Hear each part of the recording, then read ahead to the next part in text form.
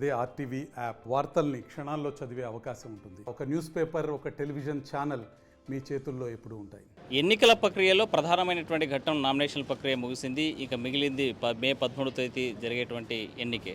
Polling రోజు జరిగేటువంటి దీనిపైన ఓటర్లు ప్రసరణ చేసుకునే పనిలో అన్ని పార్టీల నాయకులతో పాటు ఎమ్మెల్యే అభ్యర్థులు పడ్డారు. మనతో మాట్లాడడానికి నంద్యాల వైసీపీ అభ్యర్థి శిల్ప రవి ఉన్నారు. సార్ చెప్పండి, ఈరోజు మీ ప్రచారాలు ఎలా కొనసాగుతుంది?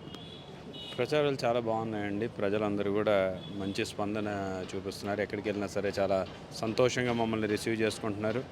గత 5 సంవత్సరాల్లో మేము ఏదైతే హామీలు ఇచ్చామో ఆ హామీలు నెరవేర్చిన పరిస్థితి ఈరోజు రాష్ట్రం మొత్తం ఉంది.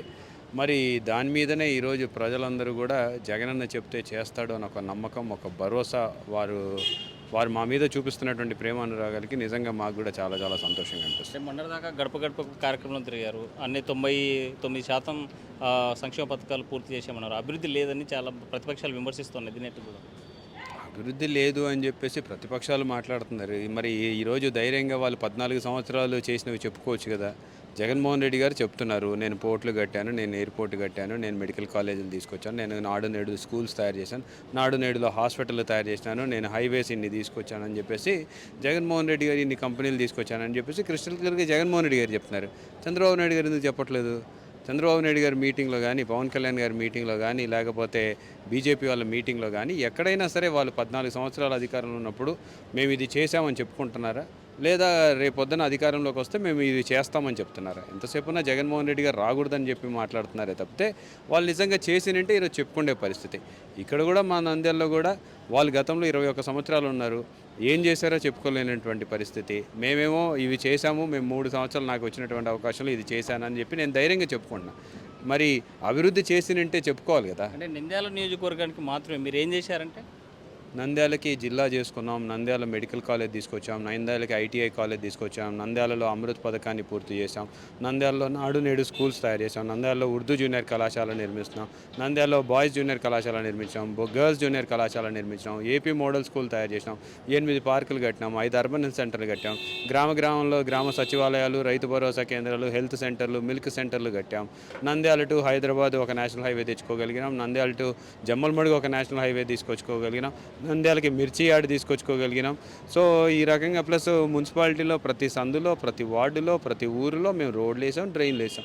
సో ఇంకా అభివృద్ధి అంటే వారి దృష్టిలో అభివృద్ధి అంటే ఏంటో మాకు చెప్తే మేము దాన్ని బట్టి సమాధానం చెప్తాం. 2007, 2009లో వచ్చినటువంటి వరదలకి నంద్యాల ప్రజలు కంటి మీద కునుకు లేకుండా ఉండేటువంటి పరిస్థితి ఉంది. ఇక్కడ నేను ఈ కుందు నది పరివాహక ప్రాంతంలో ప్రొటెక్షన్ వాల్ కట్టిస్తామనేటువంటి హామీ గతంలో చాలా సందర్భాల్లో అందరూ మాట్లాడారు. ప్రతిపక్షం మాట్లాడారు, మీరు మాట్లాడారు. ఎందుకు దాని మీద ముందుకు పడని పరిస్థితి? అడుగు కుందు వెడల్పు కార్యక్రమం చేసే భాగంగా కుందు గతంలో వెడల్పు చేయాలనే ఆలోచన ఉంది. ఇప్పుడు డీపెన్ చేయాలనే కొత్త ప్రపోజల్ తీసుకొచ్చారు. దాంట్లో ఆ ప్రాజెక్టులో పొందుపరిచారు ప్రొటెక్షన్ వాల్. ఆ వర్క్ నడుస్తుంది. ఆ వర్క్ పూర్తయ్యేటప్పటికి ప్రొటెక్షన్ వాల్స్ అన్నీ కూడా వస్తాయని చెప్పేసి తెలియజేసుకుంటాం. ఇకపైన ఈ నియోజకవర్గానికి మీరు గెలిస్తే ఏం చేయబోతున్నారు? ఏం చేయబోతున్నారు?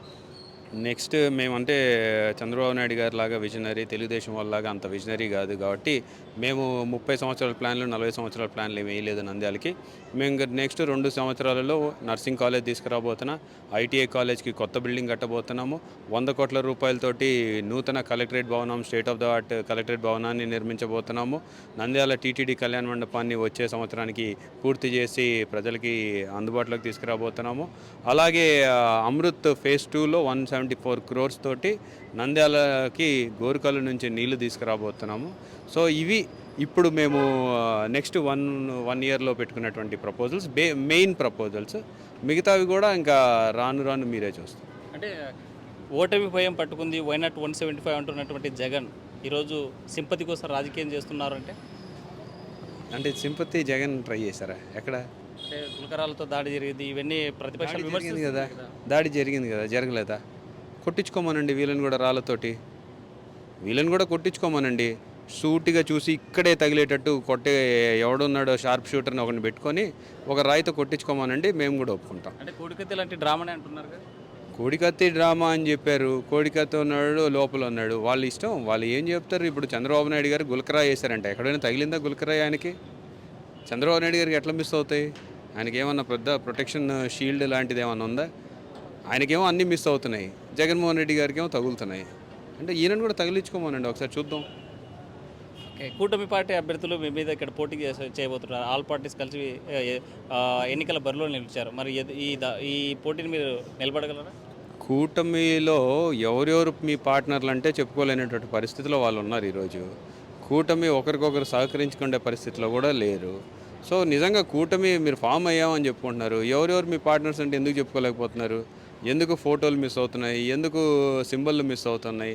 ఎందుకు మేము ప్రచారం చేస్తాం మొర్రో అంటే కూడా వాళ్ళని పక్కన పెట్టుకుంటున్నారు? లేకపోతే రాత్రిపూట వాళ్ళని ఎందుకు కలుసుకుంటున్నారు? ఇవన్నీ చీకటి ఒప్పందాలు నడవు. ప్రజలకు అన్నీ గమనిస్తున్నారు.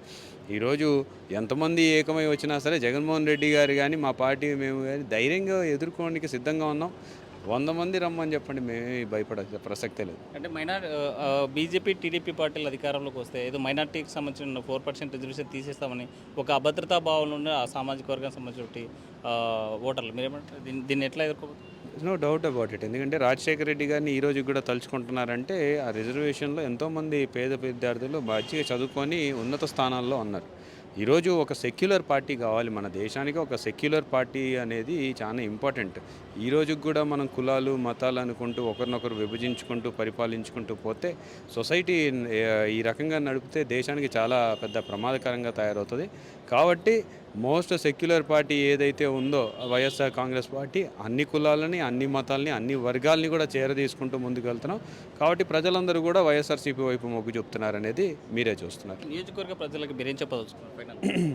నియోజకవర్గ ప్రజలకి శాంతి భద్రతలు కావాలన్నా, గతంలో 5 సంవత్సరాల నుంచి ఎక్కడా కూడా అవినీతికి తావు లేకుండా పరిపాలన కావాలన్నా, లేకపోతే ఎవడు కూడా మీ స్థలాల దగ్గరికి వచ్చి కబ్జాలు చేయకూడదన్నా సరే, లేకపోతే గతంలో ఈ 5 సంవత్సరాల్లో మా మీద ఎటువంటి ఆరోపణలు లేవనే విషయం మీకు తెలుసు. పర్సంటేజీలు తీసుకోలేదు, డెవలప్మెంట్ చేసి చూపించాము, ఆ సంక్షేమము మీ ఇంటికి చేర్చాము. సో మీరు ఇవన్నీ కూడా గమనించారు.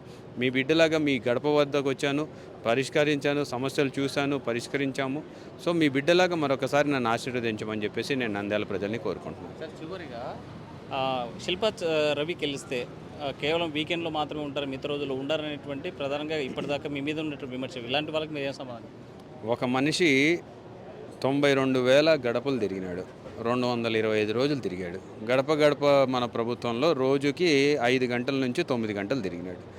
మనిషి కనపడడం లేదంటే వీళ్ళుంటే కాదు, వీళ్ళు నంద్యాలలో ఉంటే నంద్యాలలో ఉన్న మనుషులు కనపడతారు. వీళ్ళు హైదరాబాదులో ఉండి నన్ను నంద్యాలలో కనపడలేదు అంటే ఈయన గారు ఫరూక్ గారు కనపడ్డారంట? 5 సంవత్సరాలు కనపడ్డారా? 10 సంవత్సరాలు ఏమైనా కనపడ్డారా జనాలకి?